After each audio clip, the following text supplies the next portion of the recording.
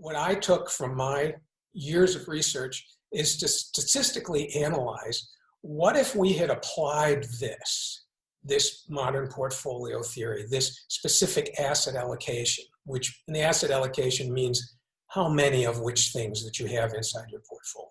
What's the mixture? What if you applied that?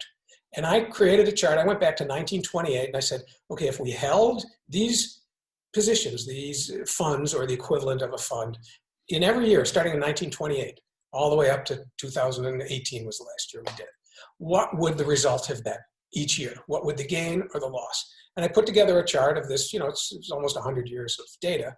And I didn't know what the result was going to be. So I first collected the data and I put it together and I grouped things in 20-year segments.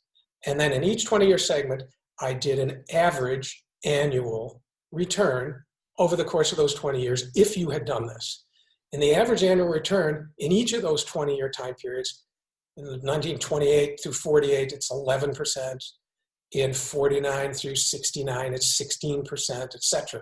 There was some really good average annual return. I'm not talking about the total return every year, even including years where you had the stock market crash in 1929, in the years where you had the stock market meltdown in 2008, in the 2000 when you had that stock market, the dot-com bubble happen. The eye-open that happened for me is even when these catastrophic events happen, as long as you keep this mixture the same over a 20-year time period, you're going to be in really good shape. It's irrelevant. Right. The swings of the market are irrelevant based on the overall thing. Irrelevant. So when I go out and speak, one of the things I say, and I get a laugh every time, like I said, and one thing you should never, ever, ever do is watch finance guys on TV.